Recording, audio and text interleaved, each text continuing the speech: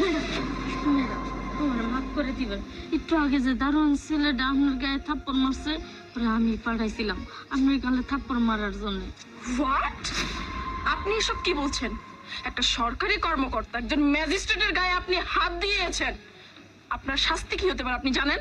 Madam, আমি জানি আপনারা সরকারি লোক, আমারে মারেন কাটেন যাই করেন, কিন্তু আপনার জীবন ঝুঁকিতে আছে।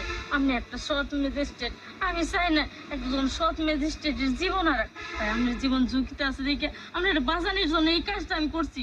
ওয়েট, আমার জীবন ঝুঁকিতে আছে মানে কি? আপনি কি বলতে চাচ্ছেন একটু ক্লিয়ার করে বলবেন আমাকে? ম্যাডাম, আপনার যে পিয়া আছে উনি আপনার মারতে চায়। কি? আপনি কি পাগল হয়ে গেছেন? এসব কি কথাবার্তা বলছেন? মুনমুন ম্যাম আমাকে কেন মারতে চাইবে? সে আমার বিশ্বস্ত একজন মানুষ, সে সবসময় আমাকে গাইড করে রাখে, এত ভালোবাসে, আর সে কিনা আমাকে মারতে চাইবে? শুনুন, আমি আপনার একটা কথা বিশ্বাস করছি না। আপনার কাছে কি প্রমাণ আছে যে সে আমাকে মারতে চাচ্ছে? ম্যাডাম, আমি জানি আপনার আইনের লোক, মুখের কথায় বিশ্বাস করবেন না, তাই আমি প্রমাণ নিয়ে এসেছি। এই যে ভিডিওটা দেখেন। ও মাই গড, আমি তো মারবো না তো পাচার করতে পারতাছি না। নতুন একটা ম্যাজিস্ট্রেট আছে, নিজে ঘুষ খানা সাধুগিরি করে, পরে কেউ খেতে দাও। যারা ঘুষ খায় তাদের অ্যারেস্ট করে করে সব জেলে ভরে দিচ্ছে। আমি খুব প্যারার মধ্যে আছি। আমি তো রাস্তার ফকির হয়ে যাবো, দুদিন পরে ফকির হয়ে যাব। কিন্তু এরই মধ্যে আমি একটা প্ল্যান করে ফেলেছি বস। কোনো চিন্তা ভাবনা কোনো কিছু করো না। আজকের দিনের মধ্যে একটা জনসভা আছে, ওখানে নিয়ে যাব। জনসভা শেষ করে ভিড়ের মানুষের মধ্যে বাইরে বই, তখনই শেষ করে দেবো। কেউ টের পাবো না যে কে শেষ করলো।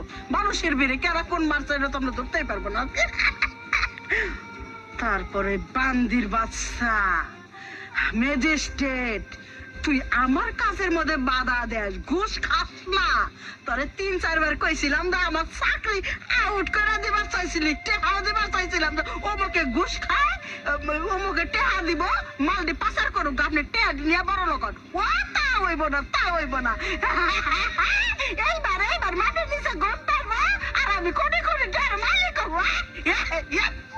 হ্যাঁ, এটা আমি কি বলতেছি? শয়তান বেরিটা ম্যাজিস্ট্রেট ম্যাডাম মারা যেতেছে। লাইফে তো ভালো ম্যাডাম, এই শয়তান ম্যাডামরা মেরা লাগে। আমার কিছু করো।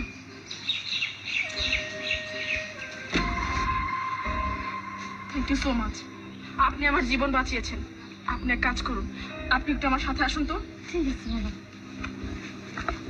এই বান্দির বাচ্চা, কত বড় সাহস ম্যাজিস্ট্রেট ম্যাডামকে তুই থাপ্পড় মারলে, থাপ্পড় মারা ফান্দাই করতেছিস। নিয়ে আয়, এদিক দিয়ে নিয়ে আয়। বান্দির বাচ্চা ম্যাডাম, বান্দির বাচ্চাকে দৌড়ে নিয়েছি। ইচ্ছা মতন জুতাটা খুলে বাড়েন, আর বাইরে হাইরে ওকে সারা জীবনের মতো যাবজ্জীবন জেলখানা পাঠাই দেন। হ্যাঁ, ম্যাজিস্ট্রেট ম্যাডামের গালের মধ্যে থাপ্পড় মারা সাজা কি ওকে বোঝাই দেন, ওকে দিয়ে দেন। অনেক দারোয়ান আছে, শিক্ষা পায়। ম্যাডাম, এটা আপনি কি করলেন? অন্যায় তো করেছে দারোয়ানটি, আপনি কেন আপনার পিয়ের গালে হাত তুললেন? হাত তুলেছি এই কারণে, কারণ মুনমুন ম্যাডাম আমাকে মারতে চেয়েছে। কি বলছেন ম্যাডাম আপনি? মুনমুন ম্যাডাম আপনাকে কেন মারতে যাবে?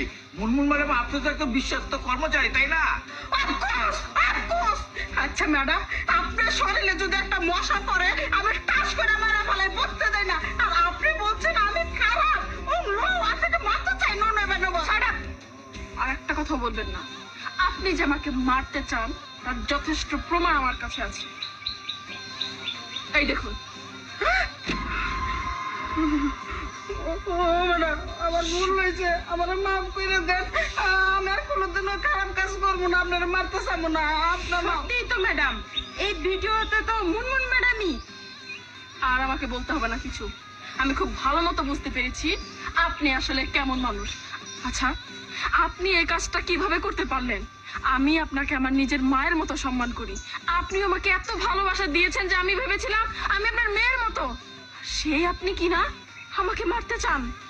আমি আসলে এতদিন ভুল ছিলাম, আজকে আমার ভুলটা ভেঙে গেছে। আপনার সাথে কথা বলতেও না এখন আর গায়ে বাঁধছে। আপনার সাথে আমি কথা পর্যন্ত বাড়াতে চাই না। কোকিলা, ওনাকে থানায় নিয়ে যান। আর আমি ফুটেজটা নিয়ে থানায় আসছি। ওই ফুটেজটা নিয়ে থানায় যান, যশোর দেখার দলিল আমার ছেড়ে দেন, আমার কিচ্ছু আসে যায় না। আপনি যেদিন থেকে এই চাকরিতে জয়েন করেছেন, ওই দিনকে আমার ব্যবসা বাণিজ্য 12টা বাজেছেন।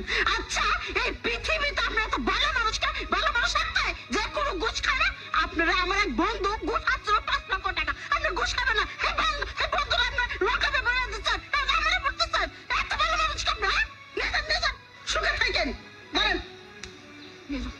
নিয়ে যাবো নাকি?